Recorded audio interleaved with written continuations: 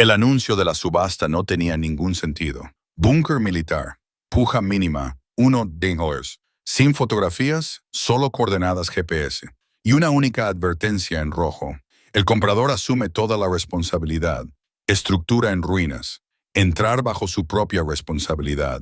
Rachel Morrison miraba fijamente la pantalla de su portátil en la oscuridad previa al amanecer de su pequeño apartamento estudio. Su hija de 9 años, Lily, dormía en el sofá cama detrás de ella. Ayer les habían cortado la electricidad. Estaba utilizando el ordenador con la conexión Wi-Fi no segura de un vecino y el punto de acceso de su teléfono. Si te está gustando esta inmersión en la historia, pulsa el botón de suscribirse y cuéntanos en los comentarios desde qué lugar del mundo nos estás viendo hoy. Al que quizá le quedaban 2 horas de batería. Tenía $347 en su cuenta corriente. Llevaba 3 semanas de retraso en el pago del alquiler. La notificación de desahucio en su puerta les daba 5 días para pagar los $1,850 que debían o marcharse. Su jefe en el centro de atención telefónica le había vuelto a recortar las horas la semana pasada. Algo sobre la reducción de plantilla de la empresa, que no era más que una forma de decir que estaban sustituyendo a los humanos por sistemas automatizados. Rachel se desplazó por la página web de subastas de excedentes del gobierno, con la que se había topado mientras buscaba trasteros que no podían permitirse. La mayoría de los artículos eran muebles de oficina, ordenadores viejos y vehículos que probablemente no funcionaban. Entonces lo vio. Instalación militar abandonada. Identificación de la propiedad. Sitio Delta 9. Ubicación a 87 millas al noroeste de Reno, Nevada. En medio de la nada. Construida en 1951. Desmantelada en 1969. Superficie subterránea total de aproximadamente 12,000 pies cuadrados. Puja mínima de $1. Rachel lo leyó 3 veces. Hizo clic en los detalles de la propiedad. No había fotos del interior. Solo una imagen de satélite que mostraba lo que parecía una losa de hormigón emergiendo de un terreno desértico, rodeado por una valla metálica, con señales de advertencia aún visibles incluso desde el espacio. La descripción era casi cómicamente escasa. Antiguo búnker militar de la época de la Guerra Fría, vendido tal cual, sin servicios públicos, sin acceso por carretera más allá de un camino de tierra. Integridad estructural desconocida. Propietario anterior, Departamento de Defensa de los Estados Unidos, motivo de la venta, enajenación de activos.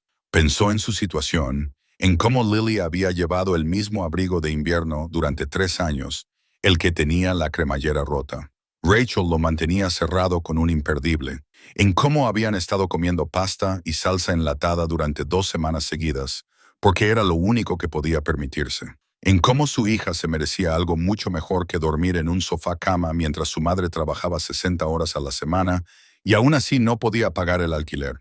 Probablemente el búnker no valía nada, probablemente era peligroso, probablemente estaba lleno de amianto y Dios sabe qué más. Pero costaba $1. Incluso ella podía pagar $1. Quizás, solo quizás, habría algo que se pudiera salvar. Metal viejo que pudiera vender como chatarra, cables de cobre, algo, cualquier cosa. En ese momento, estaba lo suficientemente desesperada como para intentarlo. Rachel presentó su oferta a las 4:47 de la madrugada. Utilizó el último $1 de su cuenta, más los 47 centavos y pulsó enviar.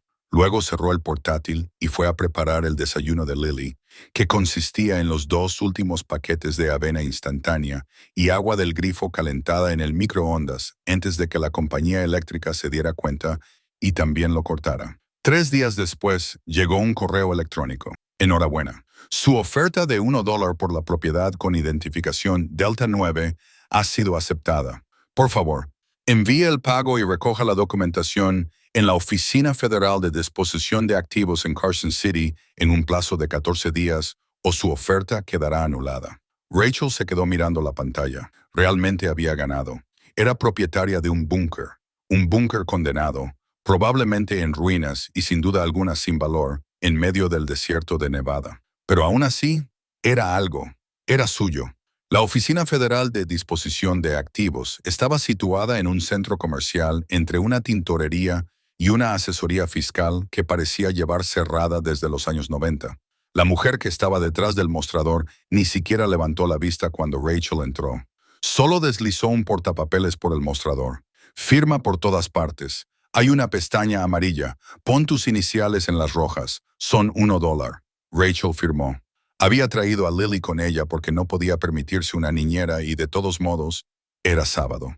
Su hija estaba sentada en una silla de plástico, leyendo por tercera vez un libro de la biblioteca sobre la exploración espacial, porque Rachel no podía permitirse comprarle libros nuevos. La mujer cogió el dólar de Rachel, monedas de 25 centavos, porque su cuenta bancaria seguía vacía, selló varios documentos y le entregó un sobre de Manila que parecía demasiado ligero para contener algo importante. Títulos de propiedad en su interior.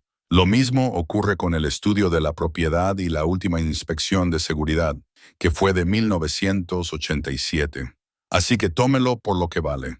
Las llaves también están ahí, aunque solo Dios sabe si las cerraduras aún funcionan. Enhorabuena por su compra. A continuación, Rachel salió con la prueba de propiedad de 12,000 pies cuadrados de misterio subterráneo. Mamá, preguntó Lily mientras se subían a su Honda de 15 años con la ventanilla del copiloto pegada con cinta adhesiva. ¿Qué vamos a hacer con un búnker? Rachel miró el rostro esperanzado de su hija. Aún no lo sé, cariño, pero es nuestro. Nadie nos lo puede quitar. El trayecto duró 2 horas y media por carreteras, cada vez en peor estado.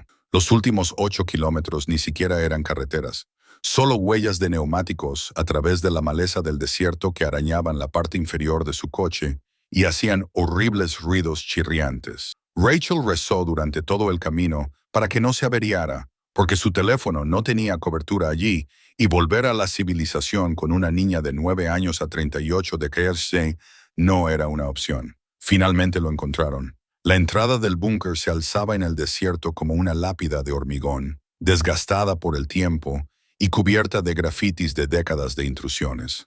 La valla metálica se había derrumbado en varios lugares. Las señales de advertencia colgaban de postes oxidados. Propiedad del gobierno de los Estados Unidos. Prohibido el paso. Solo personal autorizado. Alguien había pintado con spray sobre una de ellas. ¿Autorizado por quién? Por el gobierno que se había olvidado de este lugar.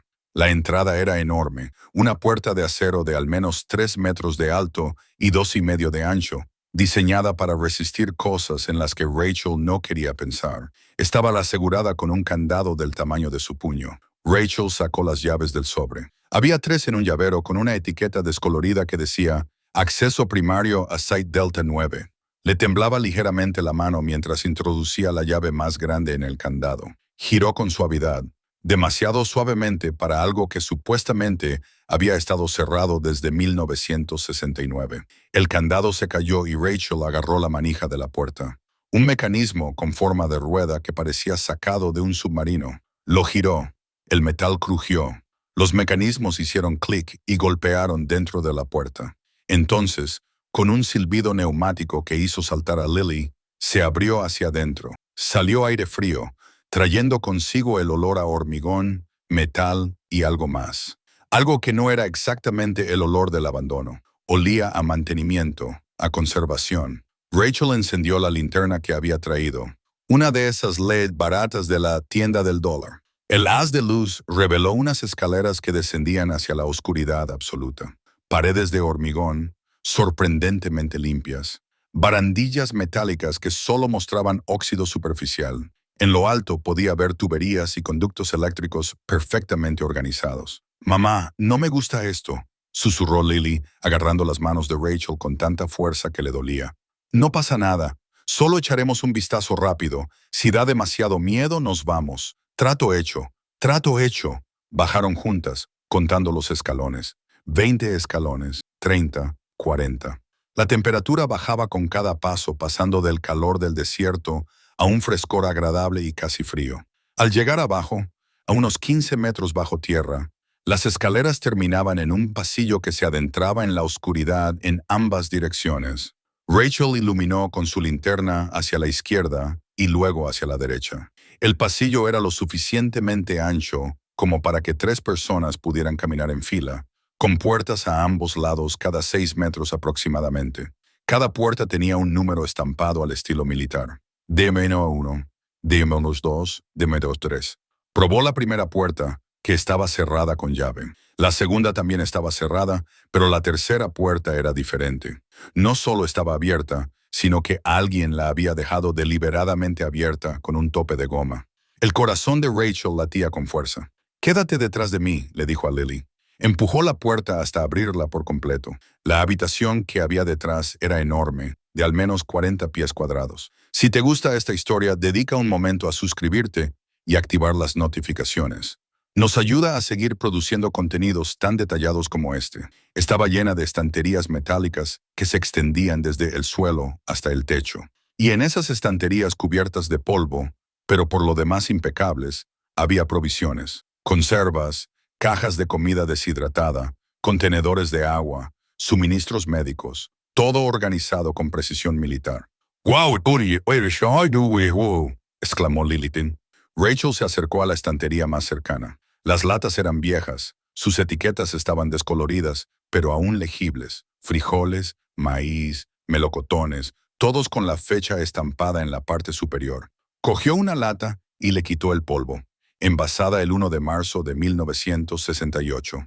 Alguien había abastecido este búnker para sobrevivir al apocalipsis.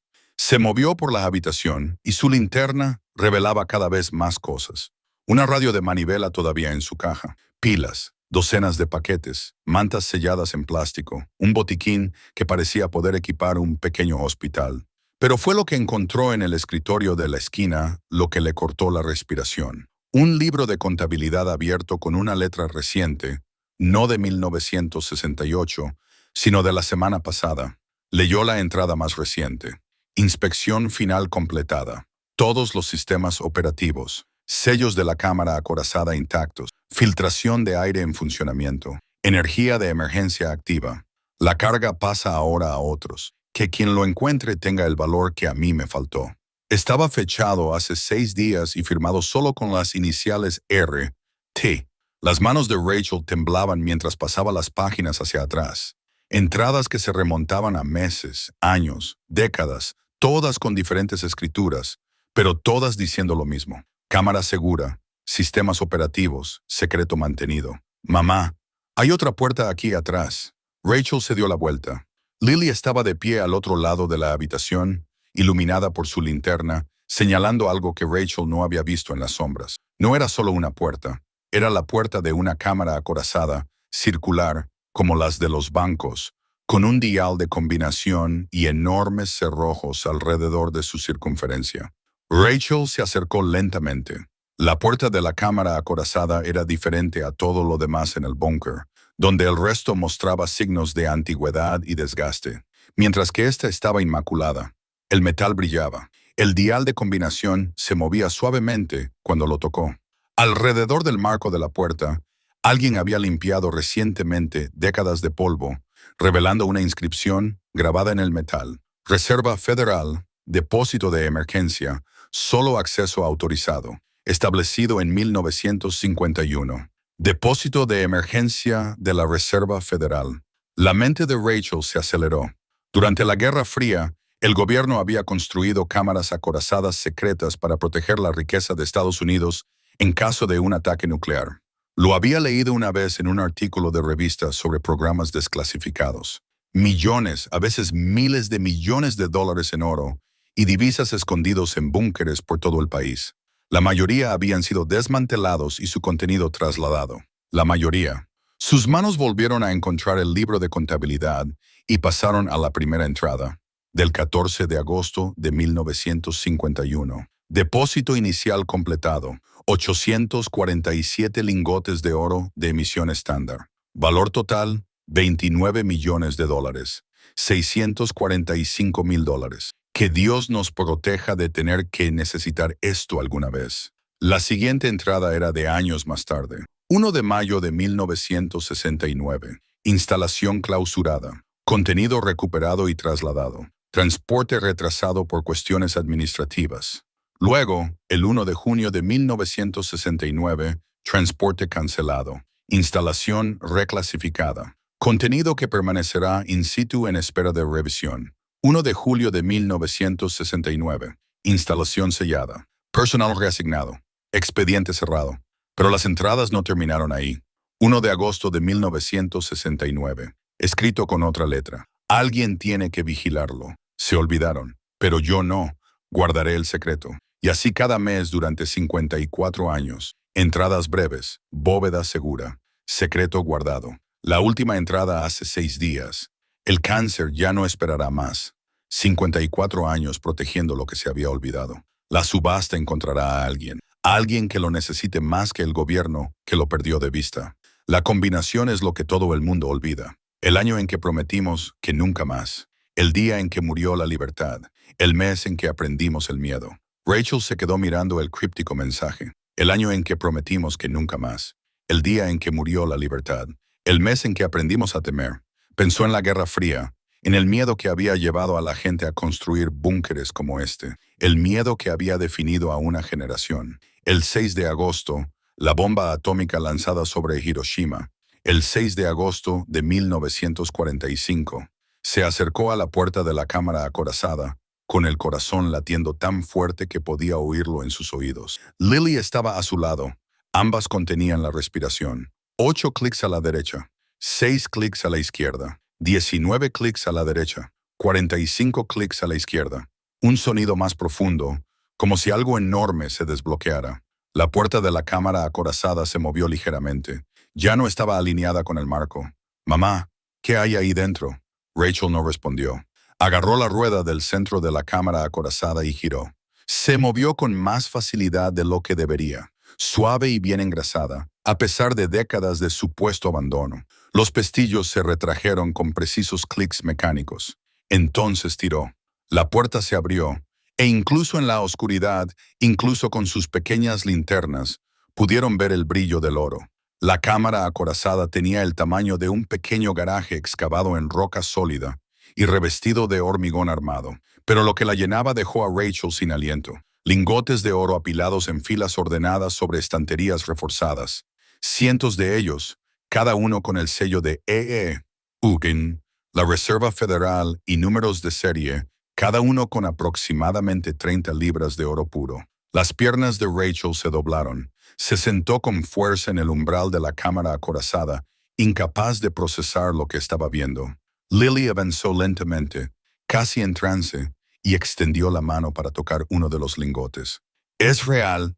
Rachel encontró la hoja de inventario atornillada a la pared justo dentro de la entrada de la cámara acorazada. El haz de luz de su linterna temblaba mientras leía. Depósito de reserva de emergencia, Site Delta 9, establecido en 1951. Objetivo: preservación de las reservas monetarias federales en caso de emergencia nacional catastrófica. Contenido: 847 lingotes de oro estándar de la Reserva Federal. Cada lingote pesa 400 onzas Troy. Total actual: 338.800 onzas Troy.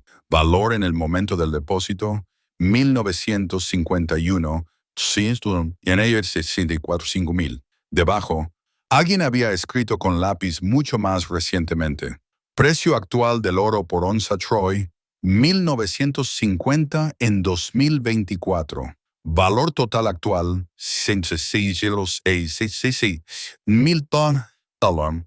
Rachel lo leyó una y otra vez. Las cifras no cambiaban. 660 millones de dólares. Pero espera, el libro de contabilidad decía 847 lingotes. Contó las pilas visibles a la luz de su linterna. Menos de lo esperado, muchos menos. Encontró una segunda hoja con fecha de 1969. Inventario final antes del techo. Quedan 647 lingotes. 200 lingotes transferidos a Fort Knox. 1968 por orden ejecutiva. Valor actualizado: $420 millones. Todavía en esta cámara acorazada. Todavía olvidados. Todavía, según la escritura que llevaba en el bolsillo, propiedad de la que ahora era dueña. «Mamá». La voz de Lily era muy débil. «¿Esto significa que somos ricos?» Rachel no supo qué responder. Estaba pensando en la factura de la luz, en la notificación de desahucio, en las 3 semanas de alquiler atrasado que le habían parecido una montaña imposible de escalar. Pensaba en el abrigo de invierno de Lily con la cremallera rota, Pensaba en los 420 millones de dólares en oro, olvidados en una bóveda debajo de la propiedad que había comprado por $1.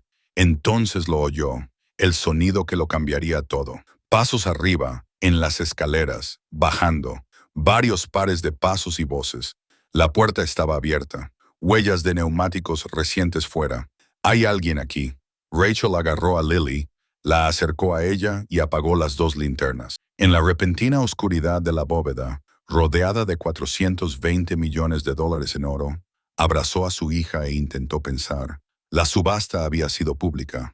Cualquiera podría haberla visto. Cualquiera podría haber sabido qué era realmente este lugar. Y ahora, fueran quienes fueran, estaban bajando las escaleras hacia el búnker.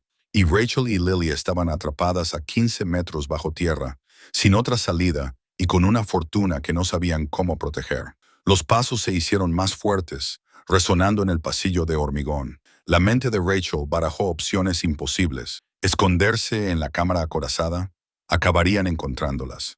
Correr hacia las escaleras, las verían inmediatamente. ¿Luchar con qué?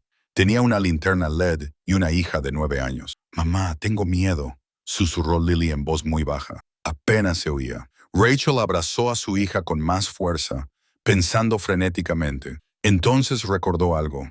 El almacén por el que habían pasado. Tenía otra puerta. La había visto en el haz de luz de la linterna, marcada como salida de emergencia. «Lily, escúchame con mucha atención», susurró Rachel. «Cuando te diga que corras, correremos de vuelta por el almacén hacia esa otra puerta. Pase lo que pase, no mires atrás. No te detengas. ¿Entendido?» Lily asintió, con la cabeza contra su hombro. Las voces eran ahora más claras, justo fuera del almacén. «Te lo digo, Martínez vio el anuncio de la subasta hace 3 días. Un búnker militar vendido por $1. Supo inmediatamente lo que era. El sitio Delta 9. Llevamos 15 años buscando este lugar. ¿Sabe ella lo que hay aquí? ¿Cómo podría saberlo? Los archivos estaban tan enterrados que incluso el gobierno federal se olvidó de ellos. Probablemente piensa que es solo un viejo búnker. Pero una vez que tengamos el oro, podremos negociar con quien lo haya comprado, hacerles una oferta que no puedan rechazar o hacerlos desaparecer aquí. Nadie los encontraría jamás». La sangre de Rachel se heló. No eran agentes federales. Eran ladrones que llevaban años buscando este lugar. Palpó la pared de la cámara acorazada y encontró lo que buscaba. Un interruptor general. No sabía qué controlaba, pero todas las instalaciones seguras tenían sistemas de emergencia. Lo accionó. Las luces se encendieron en todo el búnker. Los generadores de emergencia rugieron en algún lugar en las profundidades y su vibración retumbó a través del hormigón. Las alarmas comenzaron a sonar y, lo más importante, las pesadas puertas de acero comenzaron a cerrarse en toda la instalación. Los sistemas de seguridad automatizados se activaron después de 50 años de inactividad. «¿Qué demonios?», una de las voces gritó. «¡Vamos, vamos!». Antes de que quedáramos atrapados, Rachel agarró la mano de Lily. «¡Corre!». Entonces salieron corriendo de la cámara acorazada, atravesando la sala de suministros. Detrás de ellos, oyó gritos y pasos, pero los hombres se apresuraban hacia las escaleras, tratando de escapar antes de que las puertas de seguridad los encerraran. Rachel encontró la puerta de salida de emergencia empujada. Conducía a un estrecho túnel excavado en la roca que se inclinaba hacia arriba. Las luces de emergencia del suelo se activaron mientras corrían, mostrándoles el camino. Detrás de ellas, más puertas de seguridad se cerraban con un chirrido, una tras otra, ganándoles unos segundos preciosos. El túnel subía durante lo que pareció una eternidad. Lily tropezaba, pero nunca se detenía. Rachel la empujaba hacia adelante. Finalmente, salieron a la deslumbrante luz del sol del desierto, emergiendo de una salida oculta a 50 metros de la entrada principal, camuflada para parecer una formación rocosa natural. Rachel podía ver la entrada principal del búnker desde allí. 3 hombres salían corriendo, logrando salir justo antes de que la enorme puerta principal comenzara a cerrarse. Se detuvieron fuera, mirando hacia la entrada sellada y luego entre ellos. Uno de ellos vio a Rachel y Lily. Son ellas. Pero Rachel ya se había puesto en marcha. Había dejado su coche en la entrada principal. Pero había algo más junto a la salida de emergencia. Un viejo jeep militar, cubierto con una lona y escondido detrás de unas rocas. Las llaves estaban en el contacto, tal y como mencionaba el libro de contabilidad. Vehículo de emergencia mantenido para el guardián de las instalaciones. El motor arrancó a la primera. Estaba claro que lo había mantenido quienquiera que hubiera estado vigilando este lugar durante 50 años. Rachel aceleró. El jeep rebotaba sobre el terreno desértico, alejándose de los hombres que ahora corrían hacia sus propios vehículos. «Mamá, ¿a dónde vamos?», Lily gritó por encima del ruido del motor.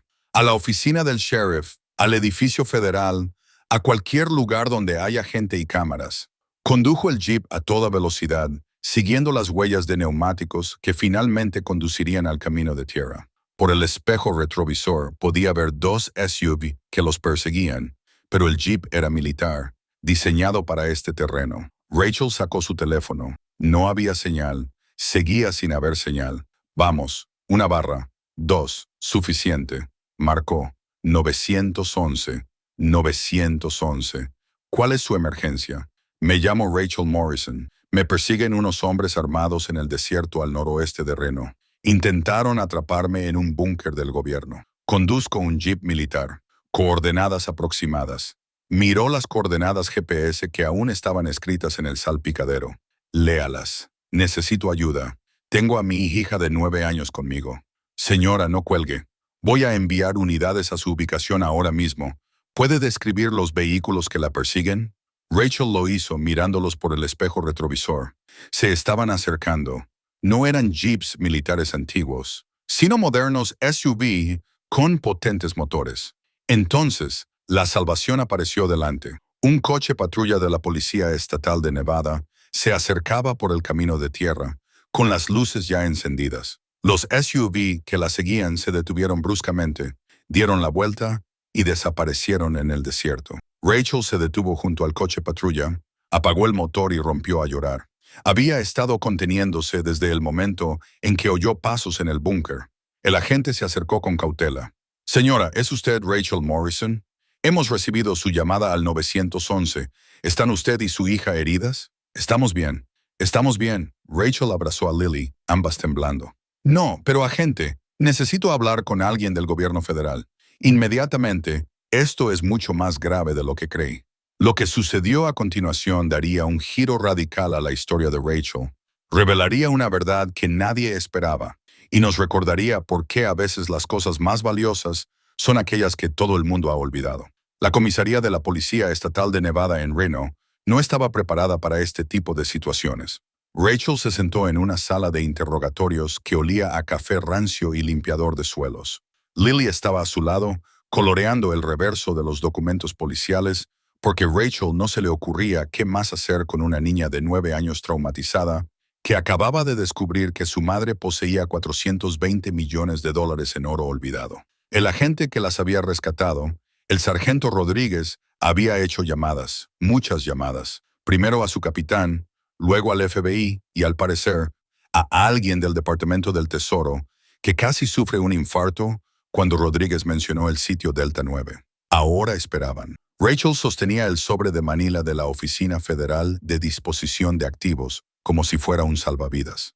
Dentro estaba la escritura que demostraba que era la propietaria del terreno. Lo había revisado más de 50 veces en las últimas 3 horas, comprobando cada palabra, asegurándose de que fuera real. Era real. La propiedad era suya, comprada legalmente en una subasta gubernamental legítima, y según todo lo que había buscado frenéticamente en Google con su teléfono, mientras esperaba, las leyes sobre propiedades abandonadas eran claras. Si el gobierno vendía un terreno sin revelar lo que había en él, el contenido pertenecía al comprador. La cámara acorazada llena de oro estaba en su terreno. El oro era suyo si sobrevivía lo suficiente como para reclamarlo. La puerta se abrió. Entraron 3 personas, todas vestidas con trajes que costaban más que el coche de Rachel. La que iba delante era una mujer de unos 50 años con el pelo gris acero peinado hacia atrás con severidad, que llevaba un maletín que probablemente costaba más que todo el vestuario de Rachel. «Señorita Morrison, soy Laura Chen, subdirectora de la División de Recuperación de Activos del Departamento del Tesoro. Este es el agente Marcus Thompson, del FBI, y este es James Whitmore, asesor jurídico de la Reserva Federal». Se sentaron frente a ella como si se tratara de una reunión de negocios y no del momento más surrealista de la vida de Rachel. Chen abrió su maletín, sacó una tableta y le mostró una fotografía a Rachel. Una vista aérea del búnker marcada con sellos oficiales del gobierno. ¿Sabe lo que ha encontrado, señorita Morrison? Oro. Mucho oro, 647 lingotes para ser exactos, con un valor aproximado de 420 millones de dólares al precio actual de mercado. Chen arqueó ligeramente las cejas. Han investigado bien. Había una hoja de inventario en la cámara acorazada. Alguien la había estado manteniendo al día, actualizando el valor actual en función del precio del oro. Sí, estamos al tanto de la situación de Guardian. Llevamos años intentando identificarlo. El agente Thompson se inclinó hacia adelante. Señorita Morrison, lo que ha descubierto ha sido clasificado al más alto nivel durante décadas. El sitio Delta 9 era uno de los 12 depósitos de emergencia construidos durante la Guerra Fría para proteger las reservas federales en caso de ataque nuclear. La mayoría se cerraron en 1972. Su contenido se trasladó a Fort Knox o Denver. La mayoría, repitió Rachel, pero no todos. No todos, admitió Whitmore. Hubo problemas administrativos, recortes presupuestarios, disputas burocráticas sobre qué agencia era la responsable. Para cuando alguien recordó el sitio Delta 9, los archivos estaban tan enterrados y la instalación llevaba tanto tiempo fuera de los registros que era más fácil clasificar todo el asunto y olvidarse de él. Perdisteis la pista de 420 millones de dólares en oro. La expresión de Chen no cambió. Eso es una simplificación excesiva, pero en esencia, sí. En 1987, hubo un breve intento de localizar las instalaciones, pero se perdieron las coordenadas. La designación de las instalaciones se había reutilizado para otros emplazamientos y, francamente, había prioridades más importantes. El oro se dio por perdido como una víctima de la Guerra Fría y ahora es de su propiedad. Chen pronunció las palabras como si tuvieran mal sabor. La propiedad fue legalmente despojada y vendida en una subasta legítima. Usted la compró de buena fe. De acuerdo con la Ley Federal de Propiedad Abandonada, concretamente la Ley del Programa Federal de Donación de Bienes Muebles Excedentes, usted tiene derecho legal a todo el contenido que se encuentre en la propiedad, a menos que el gobierno pueda demostrar que sigue teniendo interés operativo en ella. ¿Puede demostrar un interés operativo continuo? No, Whitmore admitió que la instalación fue oficialmente clausurada en 1969. Toda la documentación indica que se recuperó el contenido, lo que ahora sabemos que es falso. Pero no hay ningún documento que demuestre la propiedad federal durante los últimos 55 años. Legalmente, el oro ha sido abandonado. A Rachel le temblaban las manos. Entonces, es mío. Es complicado. No, no lo es. Usted se olvidó de él. Me vendió la propiedad. Es mío. El agente Thompson intervino. Señorita Morrison, esto tiene implicaciones para la seguridad nacional. La existencia de este oro, su repentina reaparición. Si esto se hace público, se plantearán preguntas sobre qué más perdió de vista el gobierno durante la Guerra Fría. Eso suena como un problema suyo, no mío. Chen entrecerró los ojos. Estamos dispuestos a hacerle una oferta de 50 millones de dólares en efectivo libres de impuestos a cambio del oro y su firma en un acuerdo de confidencialidad. Rachel hizo los cálculos. Le ofrecían menos del 12% del valor real. Un 12% para callarse y marcharse. Pensó en la factura de la luz, en la notificación de desahucio, en el abrigo de Lily con la cremallera rota. 50 millones de dólares cambiarían sus vidas para siempre. Nunca más tendrían que luchar. Nunca más se enfrentarían a un desahucio. Nunca más tendrían que contar cada céntimo para comprar comida. Pero ya no se trataba del dinero. Se trataba de lo que habían intentado hacer. Encerrarla en esa cámara acorazada. Hacerla desaparecer. Tratarla como si fuera desechable porque era pobre y no tenía poder. ¿Y quién echaría de menos a una madre soltera y a su hija? No, dijo Rachel. Disculpen, no lo voy a más. No voy a aceptar 50 millones de dólares por algo que vale 420 millones. Y no voy a firmar un acuerdo de confidencialidad. Ese oro es mío, legalmente mío. Y si quieren quitármelo, tendrán que demandarme. Y cuando me demanden, pues se convertirá en un asunto público. Y entonces todo el mundo sabrá que el gobierno federal perdió la pista de casi 500 millones de dólares en oro e intentó engañar a la persona que lo encontró. Los tres funcionarios intercambiaron miradas. Chen apretó la mandíbula. Señorita Morrison, creo que no entiende a qué fuerza se enfrenta. Los hombres que la persiguieron no serán los últimos. Hay gente que lleva décadas buscando esos tesoros de la Guerra Fría. Cazadores de tesoros, delincuentes, gobiernos extranjeros. En cuanto se corra la voz, será un blanco fácil. Entonces supongo que el gobierno federal debería proteger a una contribuyente que ha adquirido legalmente una propiedad en su propia subasta. Esto es un error.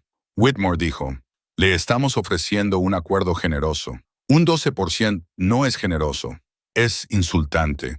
Soy una madre soltera que trabaja en un centro de atención telefónica. Sé lo que es que te presionen porque alguien cree que estás tan desesperada que aceptarás cualquier migaja que te den. Ya no más. Rachel se levantó y recogió el sobre de Manila. Esto es lo que va a pasar. Voy a contratar a un abogado, uno muy bueno, y vamos a presentar una demanda legal para reclamar ese oro.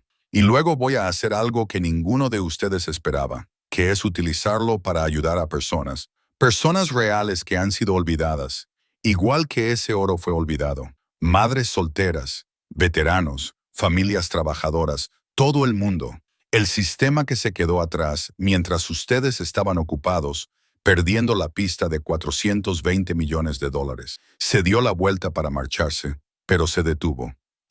Y en cuanto a esos hombres que intentaron matarnos a mi hija y a mí, quizá quieran encontrarlos antes que yo, porque voy a presentar cargos, intento de asesinato, intento de robo, conspiración criminal, y cuando eso llegue a juicio, todo saldrá a la luz. El búnker, el oro, todo.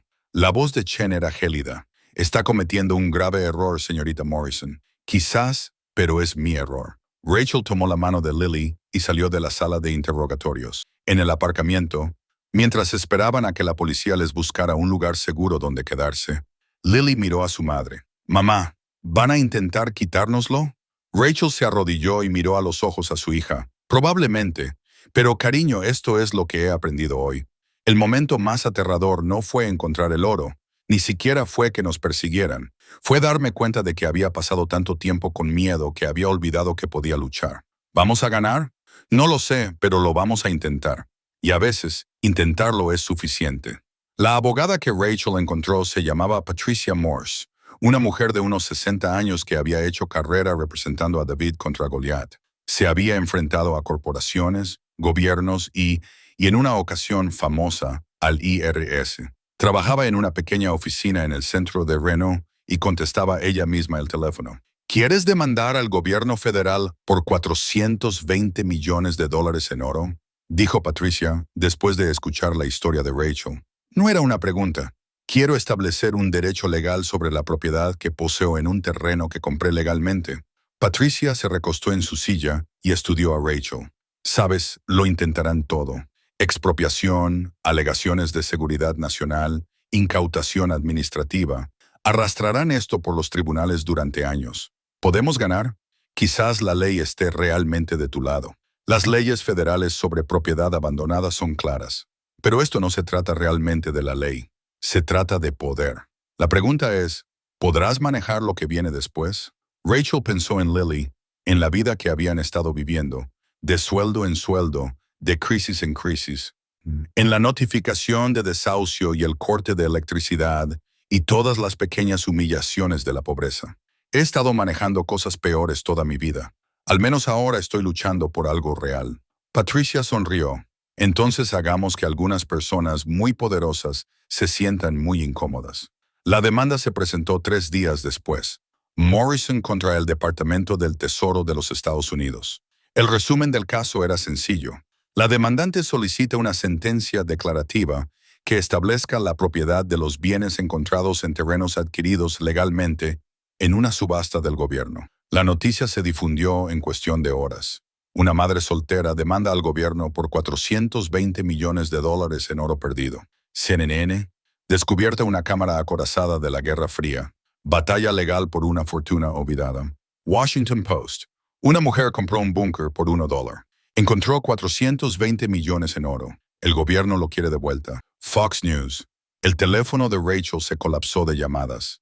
Medios de comunicación, cazadores de tesoros, abogados ofreciéndose a representarla, gente al azar llamándola codiciosa, otra gente al azar llamándola heroína. Lo apagó todo y se centró en mantener a Lily a salvo y con normalidad.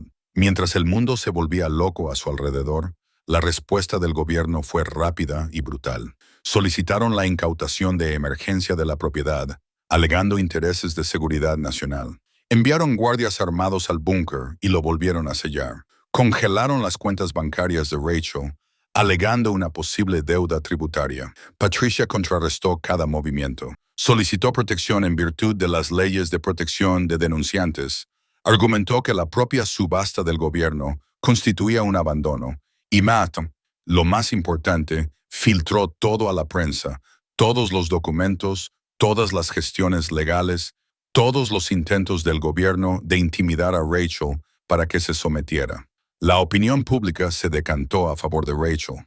Se trataba de una madre soltera que trabajaba en un centro de atención telefónica, que había ganado una subasta por $1 y había encontrado una fortuna. Y ahora, unos funcionarios gubernamentales adinerados intentaban robársela. La imagen era terrible para el Departamento del Tesoro.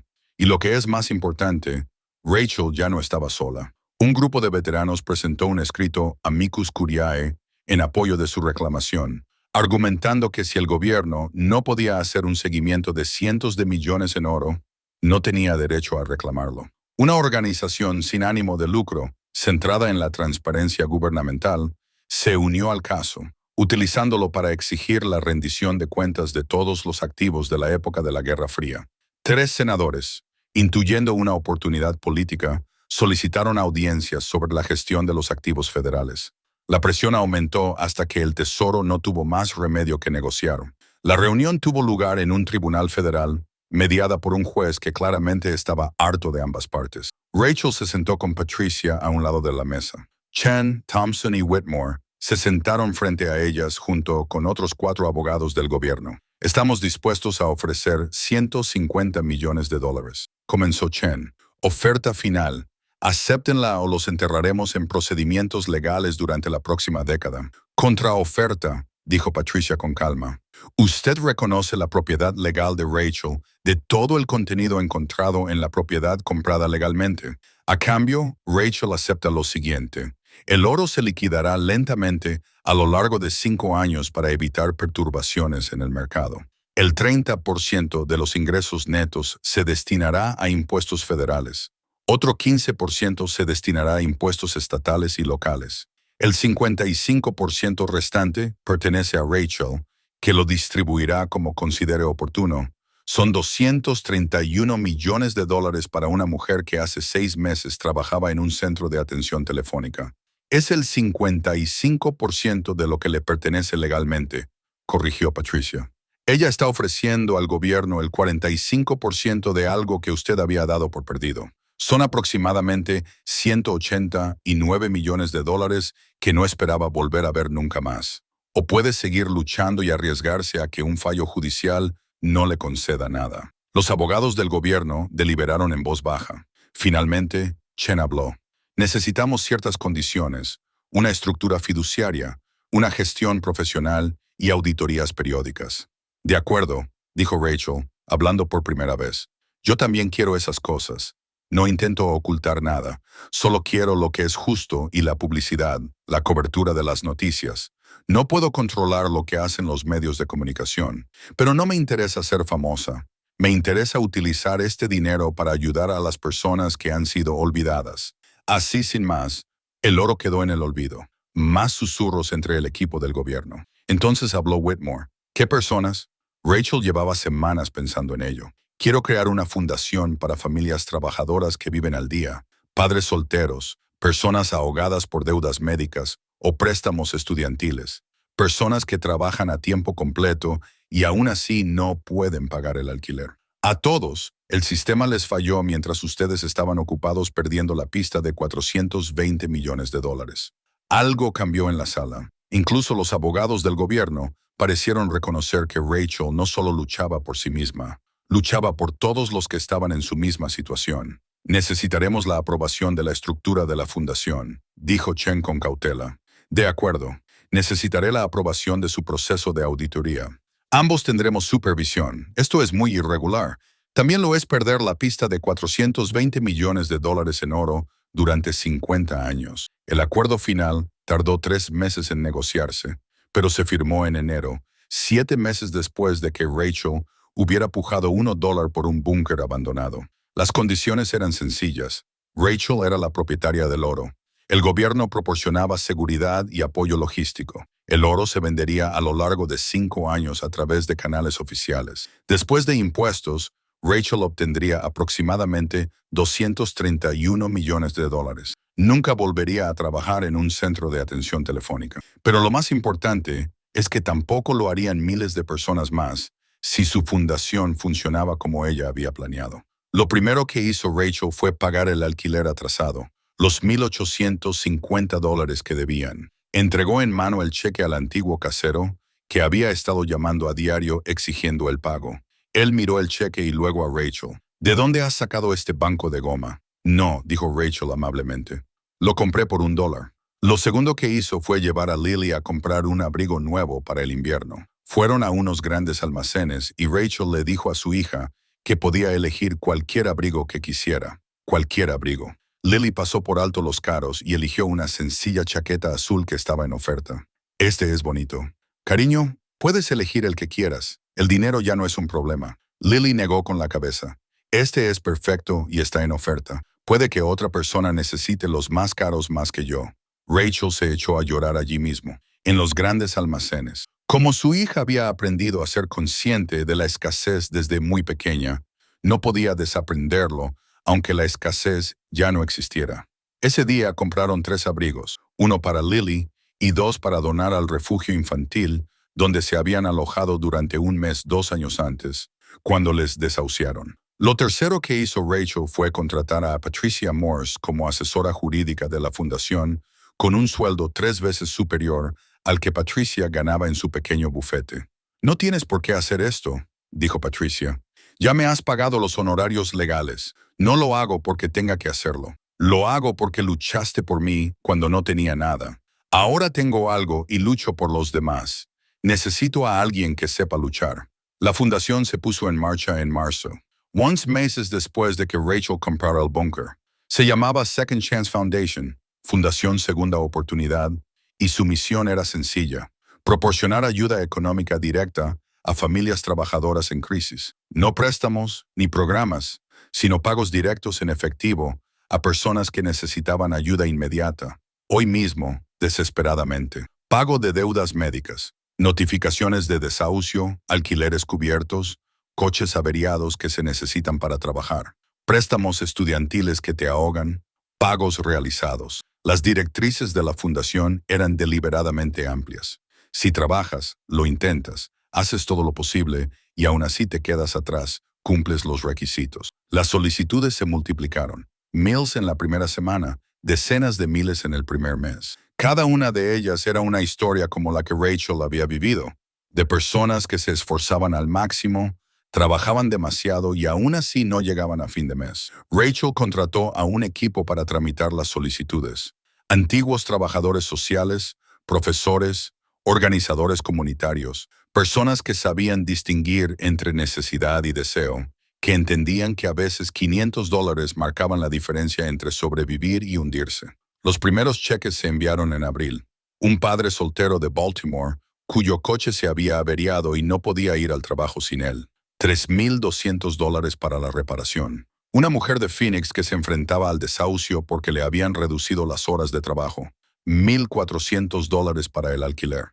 Un veterano en Portland con facturas médicas por el tratamiento del cáncer. $15,000 para saldar la deuda. Una historia tras otra de crisis evitadas, de familias rescatadas del abismo, de personas a las que se les dio un respiro para reconstruir sus vidas. Pero Rachel hizo algo más que firmar cheques.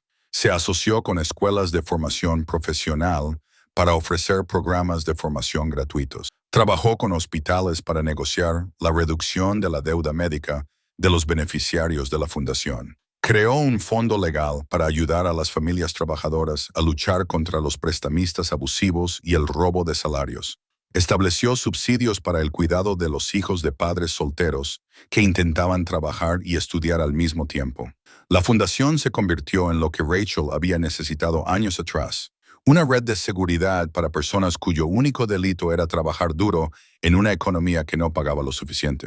Al final del primer año, la Second Chance Foundation había distribuido $47 millones a 23,000 familias en los 50 estados. Las historias llegaban en cartas, correos electrónicos y a veces entregadas en mano en la oficina de la Fundación Bren que Rachel había establecido en Reno.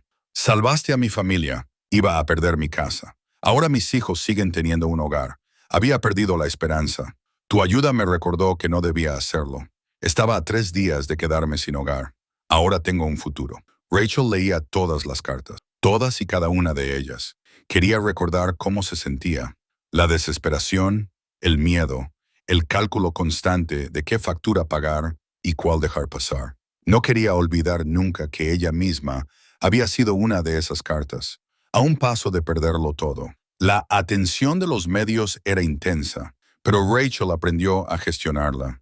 Concedía entrevistas, centrándose siempre en el trabajo de la fundación y no en su historia. Compareció ante el Congreso cuando celebraron audiencias sobre la gestión de activos federales y utilizó su testimonio para destacar cuántos estadounidenses vivían en la pobreza a pesar de trabajar a tiempo completo. Han perdido la pista de $420 millones, dijo al comité del Congreso. Entiendo cómo ha sucedido. La burocracia, el papeleo, el paso del tiempo. Pero mientras perdían la pista del oro, también perdían la pista de las personas. Millones de personas que trabajan en empleos que no pagan lo suficiente, viviendo en un país lo suficientemente rico como para perder $420 millones y no darse cuenta del oro que encontré. Voy a regalar la mayor parte. No necesito $420 millones.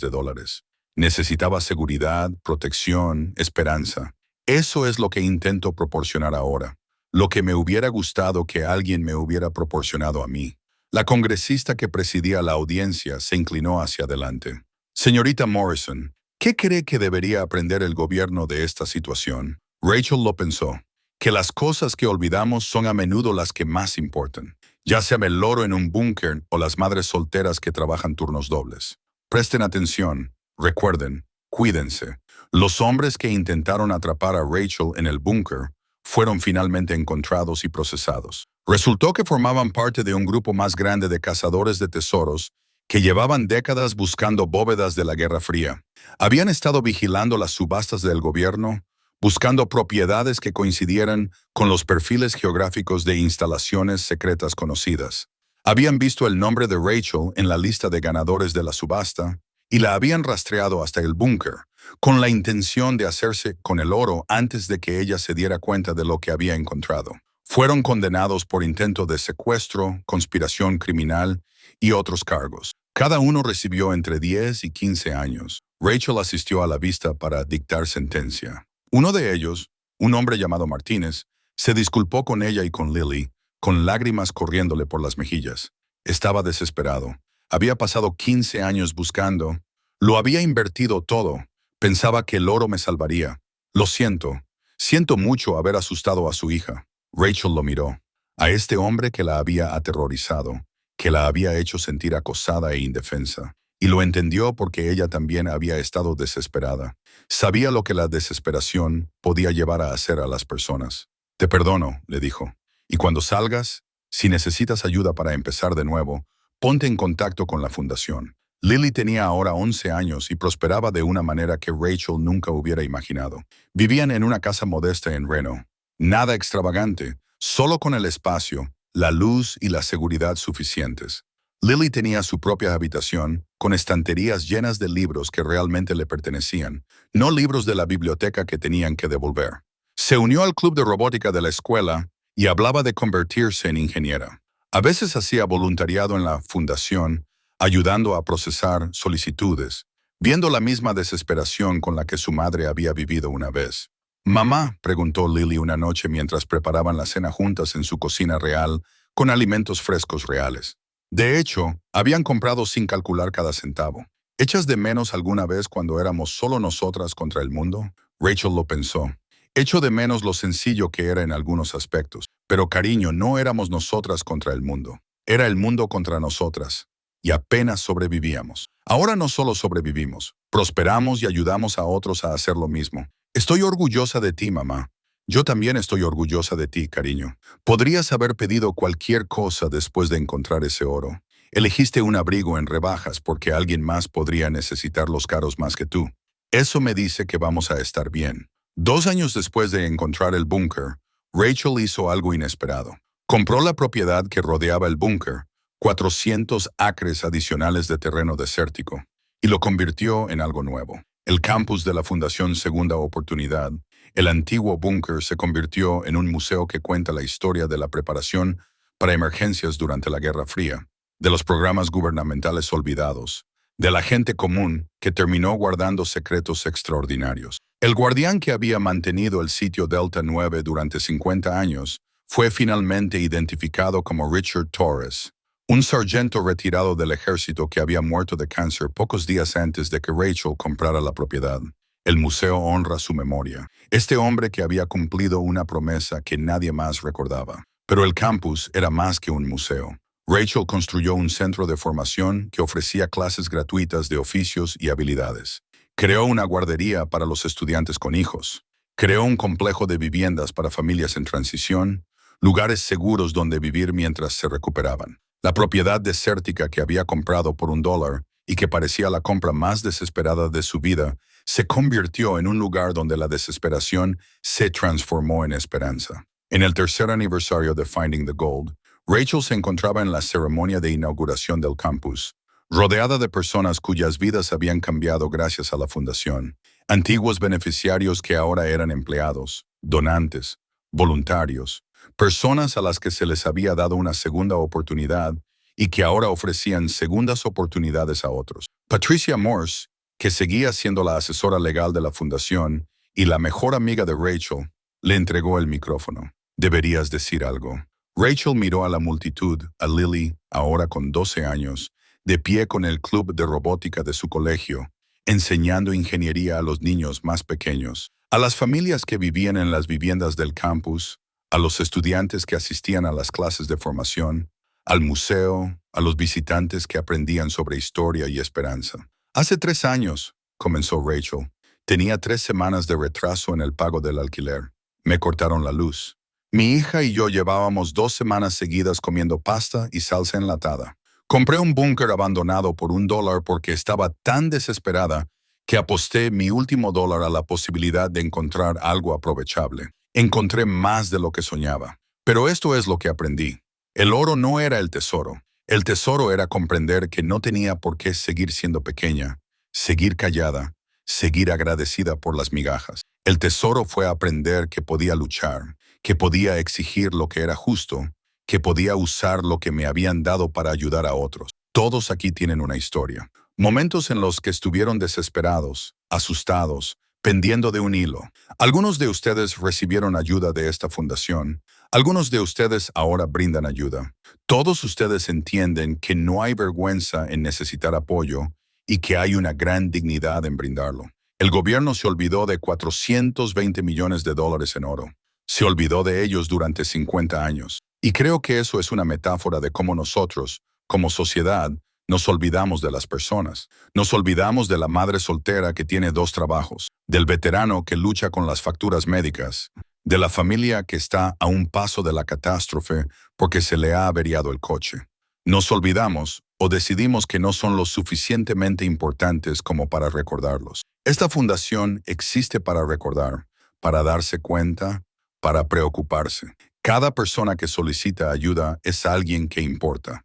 Alguien que hace todo lo posible en un sistema que a menudo hace que lo mejor parezca insuficiente. El oro ya casi se ha agotado. Hemos distribuido más de $200 millones en 3 años. En 5 años no quedará oro. Pero no pasa nada, porque hemos construido algo que no necesita oro para continuar. Hemos creado una comunidad de personas que recuerdan lo que es necesitar ayuda y que ahora la proporcionan. Rachel miró a Lily. Mi hija me preguntó una vez si echaba de menos el antes. La respuesta es no. Porque antes estábamos olvidados, éramos invisibles, no le importábamos a nadie en el poder. Ahora somos visibles, importamos, y lo más importante, estamos ayudando a otros a ser visibles también. Así que, gracias. Gracias a todos los que han apoyado este trabajo. Gracias a Patricia por luchar a mi lado. Gracias al personal que tramita las solicitudes con compasión y dignidad. Gracias a Richard Torres, que guardó un secreto durante 50 años hasta que apareció alguien que supo qué hacer con él. Y gracias a todos los que solicitaron ayuda, que confiaron en nosotros con sus historias, que aprovecharon una segunda oportunidad y la aprovecharon. Nos recuerdan por qué esto es importante.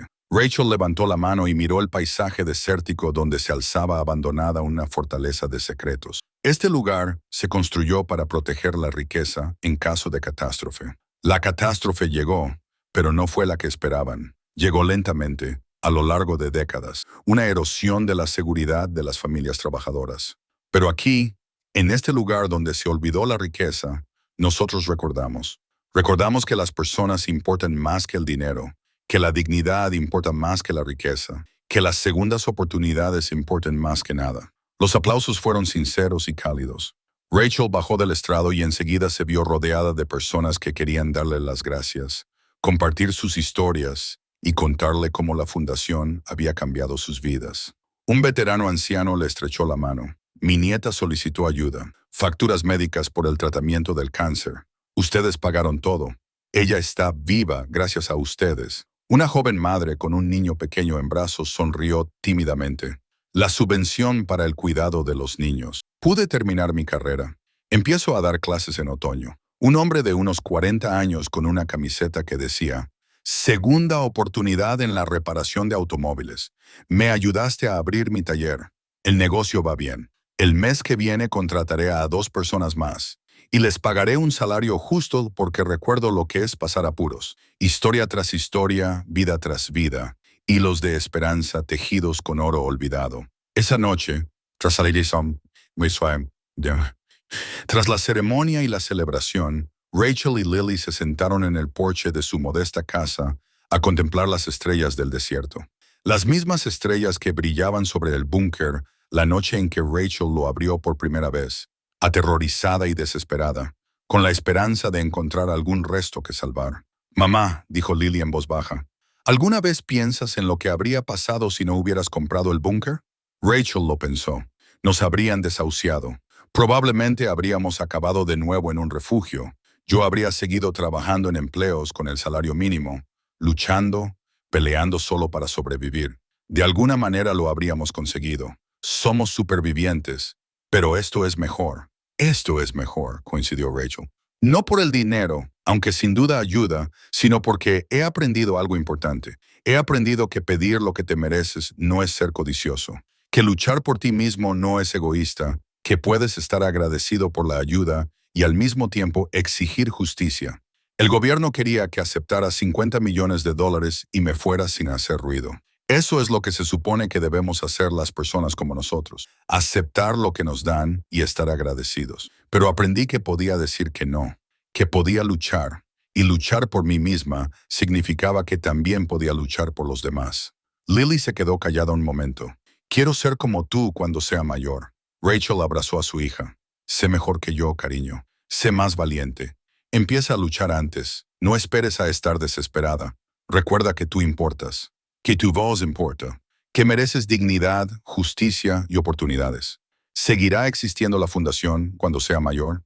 ¿Si lo hacemos bien?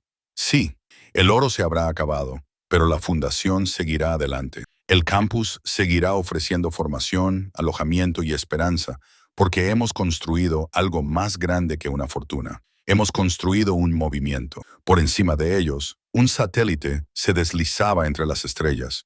Uno de los miles de objetos que la humanidad había lanzado al vacío. Rachel pensó en el búnker, esa tumba de hormigón construida para proteger la riqueza del apocalipsis, construida por personas que pensaban que el fin llegaría con fuego y furia atómica. Se habían equivocado sobre el apocalipsis.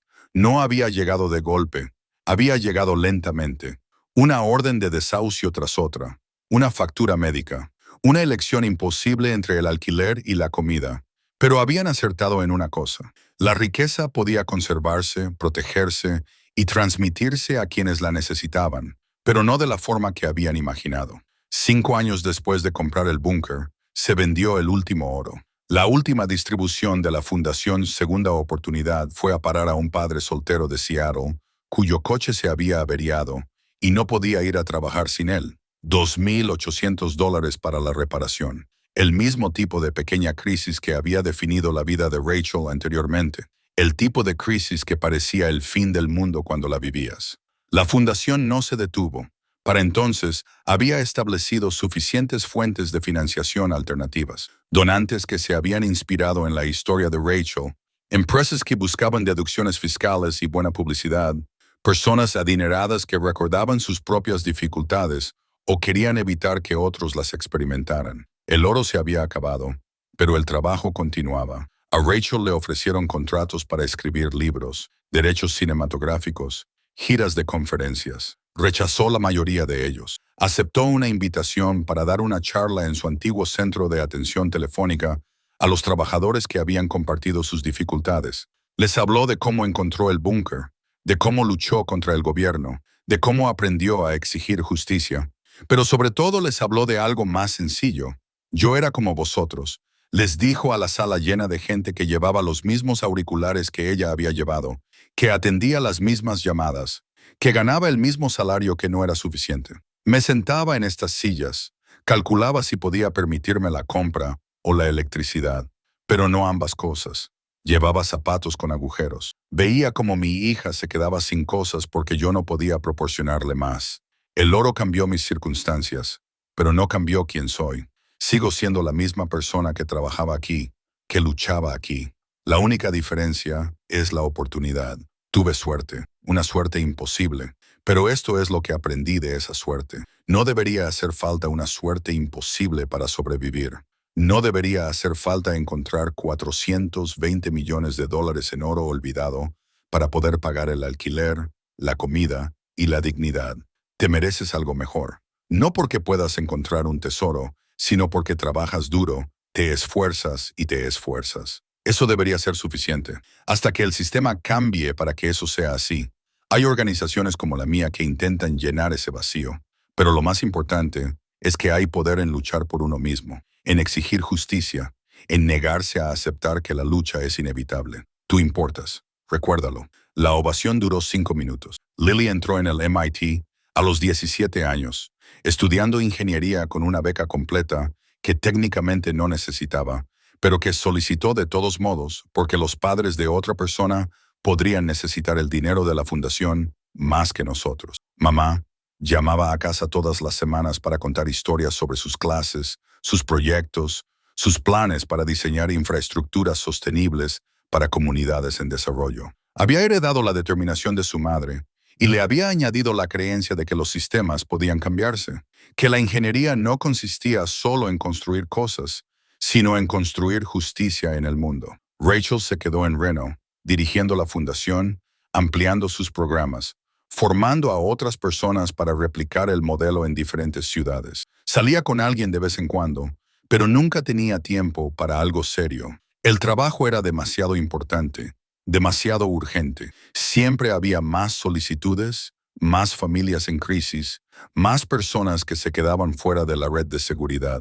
En las noches tranquilas, a veces conducía hasta el campus del búnker, paseaba por el museo y leía las exposiciones sobre la paranoia de la Guerra Fría y los secretos del gobierno. Se quedaba de pie frente a la fotografía de Richard Torres, este hombre que había mantenido una cámara acorazada durante 50 años por razones que ella nunca llegó a comprender del todo. El deber, la culpa, la esperanza de que algún día apareciera alguien que supiera qué hacer con ella. Fueran cuales fueran sus razones, Rachel le estaba agradecida. Sus décadas de vigilancia secreta le habían dado la oportunidad de construir algo significativo. 10 años después de comprar el búnker por $1, Rachel recibió una carta en la oficina de la fundación. Era del Departamento del Tesoro, reenviada a través de múltiples canales burocráticos. La abrió con cuidado, esperando encontrar problemas legales o nuevas exigencias. En cambio, encontró una disculpa. Estimada señorita Morrison, comenzaba.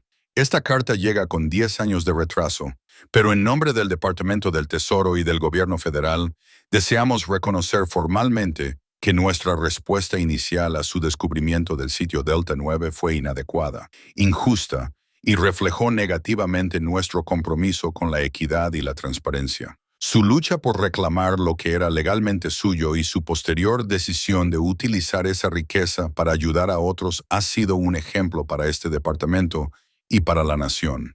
Usted convirtió nuestro fracaso en su éxito y luego convirtió su éxito en una oportunidad para miles de personas. Le escribimos para informarle de que el gobierno federal ha establecido la iniciativa Morrison para la transparencia de los activos federales, que exige auditorías periódicas y la divulgación pública de todos los activos del gobierno para evitar situaciones futuras como la del emplazamiento Delta 9. Además, inspirados por el trabajo de su fundación, estamos estableciendo programas federales para proporcionar ayuda de emergencia a las familias trabajadoras en crisis. Aunque los programas gubernamentales nunca podrán igualar la compasión y la eficiencia de su organización, esperamos complementar sus esfuerzos. Gracias por su servicio a su comunidad y a su país. Gracias por luchar cuando habría sido más fácil aceptar. Gracias por recordar a los olvidados. La carta estaba firmada por el actual secretario del Tesoro y refrendada por el presidente. Rachel la leyó 2 veces y luego la archivó. El reconocimiento era agradable, pero la verdadera recompensa habían sido los últimos 10 años. Las familias ayudadas, las vidas cambiadas, el sistema ligeramente empujado hacia la justicia. Pensó en aquella mañana de hacía 10 años, desesperada y asustada, pujando $1 por un búnker abandonado porque no tenía nada que perder. Había estado buscando chatarra, metal viejo, cualquier cosa que les ayudara a sobrevivir un mes más. Había encontrado $420 millones en oro. Pero más que eso, había encontrado su voz, su poder, su propósito.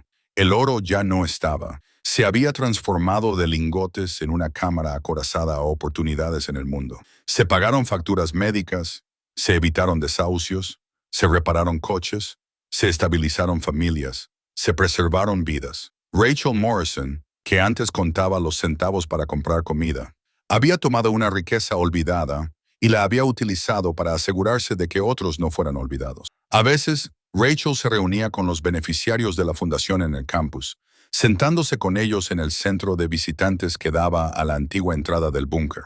Escuchaba sus historias, oía los ecos de su propio pasado en sus luchas y sentía el peso de la responsabilidad que conllevaba poder ayudar. Una tarde, una mujer llamada María vino a verla. Tenía 32 años, era madre soltera de 3 hijos y trabajaba como auxiliar de enfermería. Un accidente de coche la había dejado sin poder trabajar durante 6 meses. Y a pesar de tener seguro, las facturas médicas y la pérdida de ingresos la habían llevado al borde de la ruina financiera. La fundación le había pagado el alquiler atrasado, cubierto su deuda médica y le había proporcionado un préstamo puente para que pudiera terminar su carrera de enfermería. No sé cómo agradecérselo, dijo María, con lágrimas corriendo por su rostro. Iba a perder mi apartamento. Mis hijos iban a acabar en acogida porque no podía mantenerlos. Nos has salvado. Rachel le cogió la mano. Te has salvado a ti misma. Estabas trabajando, esforzándote, haciendo todo lo correcto. El sistema te falló. Yo solo te ayudé a salvar la brecha. Pero ahora necesito que hagas algo por mí. Cualquier cosa. Recuerda este sentimiento. Recuerda lo que se siente estar desesperada. Y cuando te recuperes, cuando estés estable y segura, ayuda a otra persona. No necesariamente con dinero. Aunque si puedes, sería maravilloso. Pero ayuda. Presta atención. Cuida. No olvides lo que se siente. María asintió con la cabeza, secándose los ojos. Prometo que nunca lo olvidaré. Estas conversaciones tenían lugar semanalmente, a veces a diario. Cada una de ellas era un recordatorio de por qué Rachel había luchado tan duro por el oro, por qué se había negado a coger el dinero fácil y desaparecer. El oro había caído en el olvido, sí, pero también lo habían hecho millones de personas como María, como la propia Rachel en su día. El modelo de la fundación comenzó a extenderse. Inspiradas por el trabajo de Rachel, empezaron a aparecer organizaciones similares en otros estados. Algunas eran más pequeñas, otras más grandes, pero todas compartían el mismo principio básico: Ayuda directa a las familias trabajadoras en crisis. Con dignidad y sin juzgar, Rachel asesoró a muchas de estas organizaciones, compartiendo lo que había aprendido y ayudándolas a evitar los errores que ella había cometido en sus inicios. Había creado una red de fundaciones de apoyo mutuo que ayudaban a otras fundaciones, asegurándose de que el efecto dominó de ese oro olvidado se extendiera mucho más allá de Nevada. Al cabo de 12 años, la Second Chance Foundation había ayudado a más de 100,000 familias. El total distribuido se acercaba a los $300 millones, dinero que había evitado desahucios, salvado hogares, mantenido unidas a las familias, permitido la educación, financiado pequeñas empresas y, lo más importante, devuelto la esperanza a personas que habían olvidado lo que era sentirla. Rachel llevaba un registro meticuloso de cada dólar gastado, no porque el gobierno lo exigiera, aunque así era, sino porque quería comprender qué funcionaba, qué ayudaba a las personas no solo a sobrevivir a una crisis, sino a romper el ciclo de crisis por completo. Los datos contaban historias claras. Las ayudas para el cuidado de los niños ayudaban a los padres solteros a completar su educación y formación. La asistencia jurídica evitaba que el robo de salarios y los préstamos abusivos destruyeran las finanzas familiares. Los préstamos a pequeñas empresas creaban empleo en comunidades donde escaseaban los puestos de trabajo. Las ayudas para la vivienda mantenían a los niños en escuelas estables y a los padres en trabajos fijos. Pero la intervención más poderosa seguía siendo la más sencilla: pagos directos en efectivo a personas en crisis inmediata. Sin condiciones, sin juicios, solo ayuda cuando más se necesitaba. Rachel presentó estos datos en todos los lugares que pudo: audiencias del Congreso, conferencias académicas, reuniones comunitarias. Se convirtió en una experta inesperada en pobreza, no por haberla estudiado en la universidad, sino por haberla vivido, sobrevivido y luego dedicado su vida a ayudar a otros a escapar de ella. Surgieron críticas. Por supuesto, algunos la tildaron de ingenua, dijeron que estaba fomentando la dependencia, afirmaron que la gente malgastaría el dinero en drogas, apuestas o gastos frívolos. Rachel ya lo había oído todo antes, los mismos juicios que se le habían dirigido cuando ella estaba pasando apuros. Ella respondió con datos. De las 100,000 familias ayudadas, menos del 2% había necesitado asistencia repetida para la misma crisis. La inmensa mayoría utilizó la ayuda para estabilizarse y luego seguir adelante. Pagaron su propio alquiler, mantuvieron sus propios trabajos, construyeron sus propias vidas. Solo necesitaban que alguien creyera en ellos el tiempo suficiente para recuperarse. El problema no es que la gente sea irresponsable, dijo Rachel a una comisión parlamentaria especialmente escéptica. El problema es que el margen de error es tan pequeño que un pinchazo, un niño enfermo, una factura inesperada pueden destruir todo por lo que has trabajado. No estamos fomentando la dependencia. Estamos evitando catástrofes innecesarias. Se sentía cómoda en esas salas, esos espacios de poder, donde se tomaban decisiones sobre personas que nunca habían pisado esos lugares. Rachel había aprendido a traducir la lucha en política, la desesperación en datos y la esperanza en propuestas presupuestarias, pero nunca olvidó de dónde venía. Seguía conduciendo un coche modesto, seguía viviendo en la misma casa que había comprado años atrás, seguía comprando en la misma tienda de comestibles donde antes contaba cada centavo. El dinero no había cambiado sus valores fundamentales, solo había amplificado su capacidad para vivir de acuerdo con ellos. El búnker seguía en pie en el desierto, ya no como una tumba para secretos, sino como un monumento a las segundas oportunidades. Y Rachel Morrison, que lo había comprado por $1 en la mañana más desesperada de su vida, había demostrado que, a veces, las mejores inversiones no tienen que ver con lo que gastas, sino con lo que haces con lo que encuentras. Muchas gracias por ver el video hasta el final. Si te ha gustado esta historia, echa un vistazo a los demás videos que aparecen ahora en tu pantalla. Creo que te gustarán mucho, y no olvides suscribirte si aún no lo has hecho. Nos vemos en el próximo video.